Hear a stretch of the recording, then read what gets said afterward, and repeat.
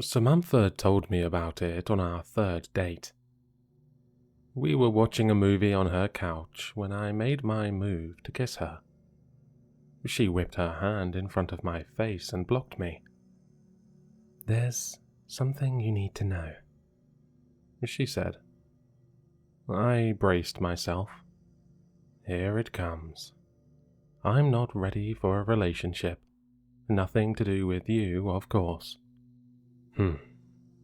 It was the absolute last thing that I wanted to hear, because I was already crazy about her. "Okay," I said. "I have a removable face." "That's a new one." "You have a what now?" I was about to laugh, but she was wearing a deadly serious expression. "I have a removable face." "Is that like a metaphor or something?" "No, my face is literally removable. Look closely." She lifted her chin and traced her jawline with a finger. "You can see the seam." After admiring how beautiful her neck was for a dizzying moment, I leaned in for an inspection. It was very hard to see, but it did look like there was a slightly unnatural transition there from her face to her throat. I grew dizzier as a dozen questions rushed into my brain. "Don't bother asking why or how or anything like that," said Samantha. "I can't tell you that. If that's going to be a problem, you should leave now. I'm letting you know this because I like you, and I want to take the next step. But this is non-negotiable." "Okay," I said, unsure of what was happening. "Not a problem. So what? You have a removable face. Who cares? It looks good." "There's something else. Once a day, usually in the evening, I have to remove the face and disinfect the inside of it. If I don't, it will rot. This takes about an hour, give or take, depending on how my day went. During this time, you must never, ever look at my real face. Never. Do you understand?" Yes, got it. Don't ask about it. Don't look at your real face." Samantha stood up. "Now, I'm going to go into the bathroom and clean my face. That will give you plenty of time to think about what I've told you. If you're here when I'm done, that's great. I would like that. But if you're gone, I'll understand." She turned and walked into her bedroom. I sat in stunned silence as I heard the bathroom door close. I gave this thing some serious thought. It was possible that it was a joke of some kind. It was possible that it was a delusion. Was it possible that it was true? Well, it was certainly possible to transform an actor's face with movie makeup, so I supposed that it was possible that Samantha wore a removable face every day. Maybe she had a horrible accident where her flesh had been mangled. Maybe her face had been melted by acid, or burned by fire, or the skin shorn off by heavy machinery. If it had, I would never know, because she would never tell me, and I would never see it. I pictured a face of raw, naked muscle rotting away. Could I kiss her, if that was what I was kissing? But wasn't that what we all were, under the skin? Just muscle and bone and blood, and squishy organs. I paced around the living room, running my hand through my hair. I liked Samantha a lot. She was smart and funny and beautiful. But was that real beauty? Did it count? Did it matter if it was real or not? Was I being superficial, even worrying about it? When she came out of the bathroom, I was still there. I looked at her face. She smiled, and I was in love. We dated, we moved in together, we decided to get married. For the most part, it was a completely normal relationship, typical of two young people in love, building a life together. During the day, it was easy to forget about the face altogether. It looked natural enough, and only in certain positions, in certain lights, was there ever any indication that it wasn't natural. But every night was the same. Samantha would close herself in the bathroom, sometimes for an hour, sometimes for 2, and clean the inside of her face. The curiosity never left me. I would sit there and wonder what was under that face. I came so close to barging in on her a few times, but I never did. I did occasionally ask her about it. About what, if anything, had happened. About how it was possible to make the removable face look so real. About what it really looked like underneath. I tried to coax her into showing me, assuring her that I loved her, no matter what, and didn't give a damn what her real face looked like. I was just curious, that's all. She never showed me, or told me the story behind it. She didn't get upset at me, unless I was really badgering her. She'd just shrug and say, "You know you can't see it. You know, I can't tell you about it." I never told anybody about Samantha's removable face. It's not that she asked me not to. I just didn't think it was anybody else's business. Except once, I did tell somebody. It was during my bachelor's party. We had rented several cabins in Big Sur, and spent the night drinking and packing our noses with powders that we shouldn't have been packing our noses with.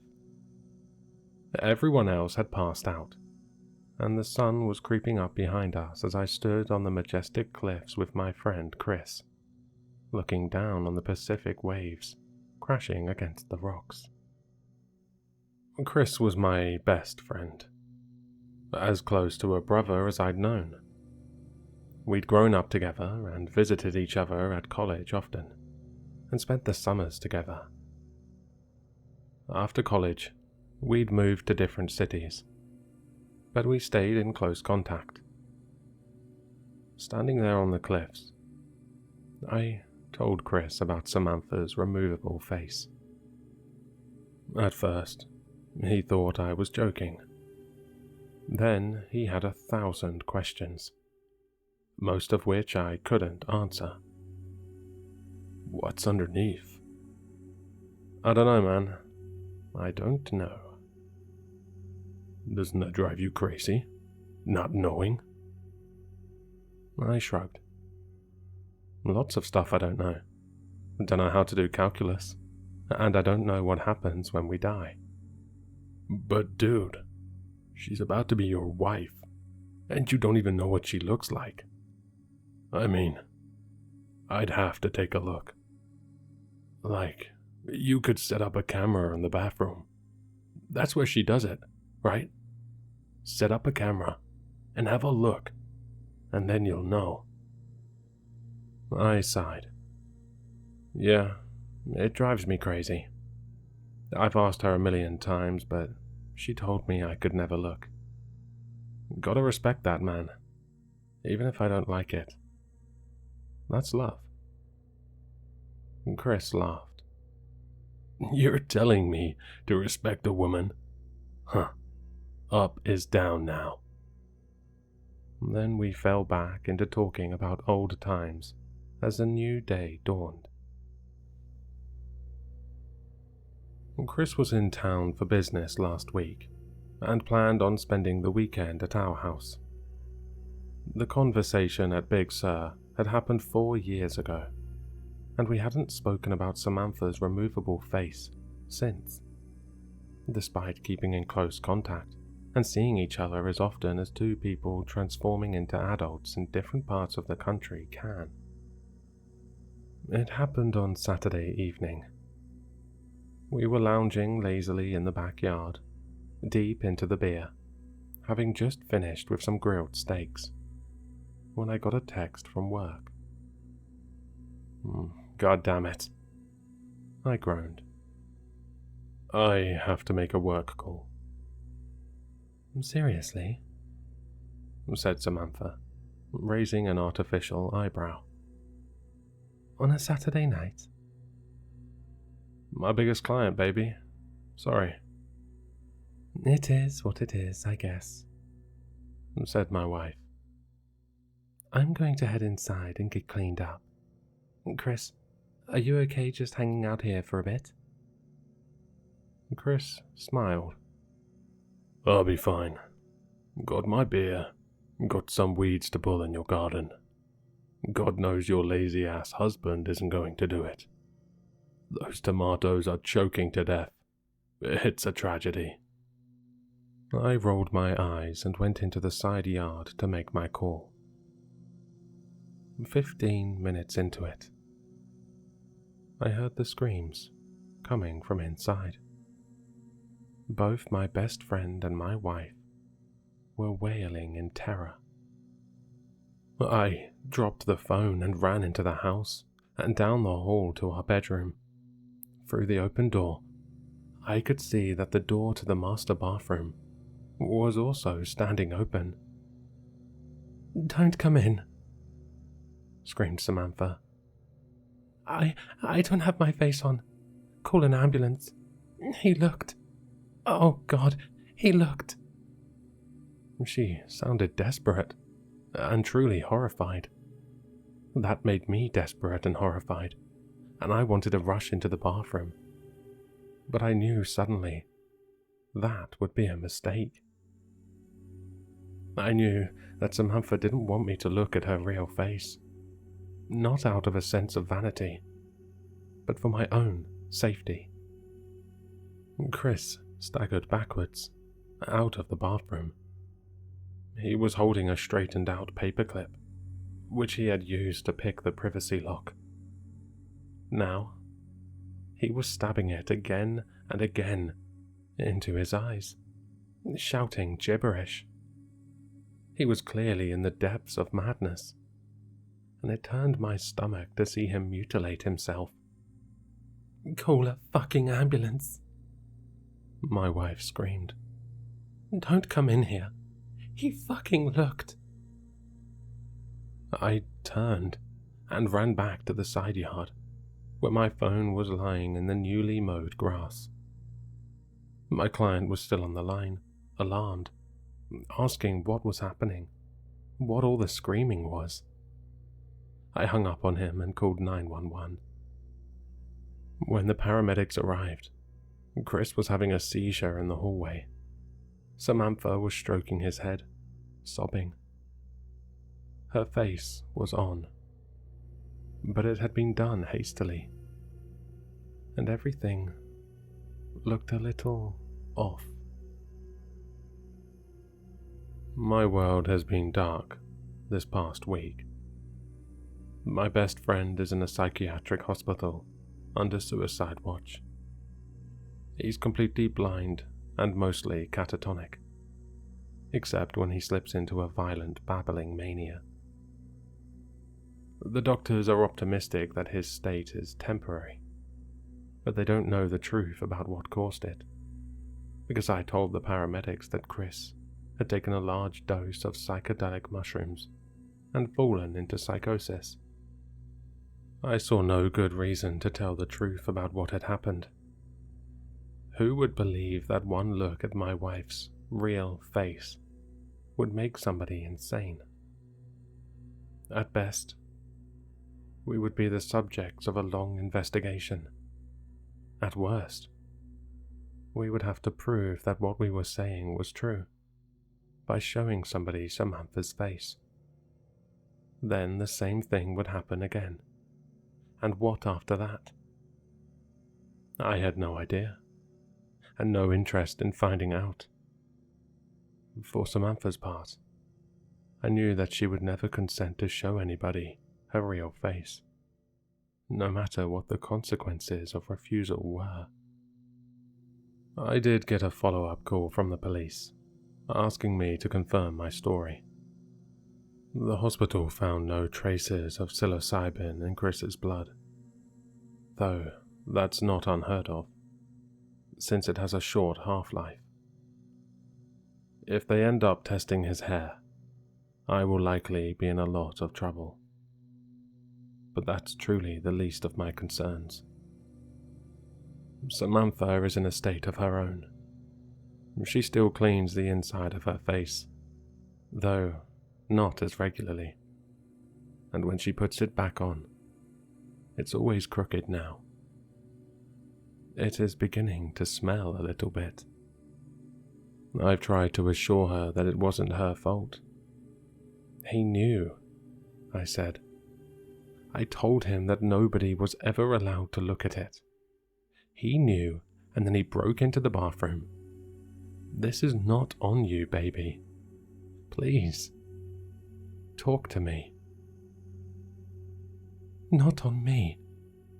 That one look at my fucking face makes people insane. Please. I just need some time alone. As for me, I'm doing my best to hold it all together. Do you know what's strange, though? Despite what happened to Chris, I still find myself curious about what my wife's real face looks like.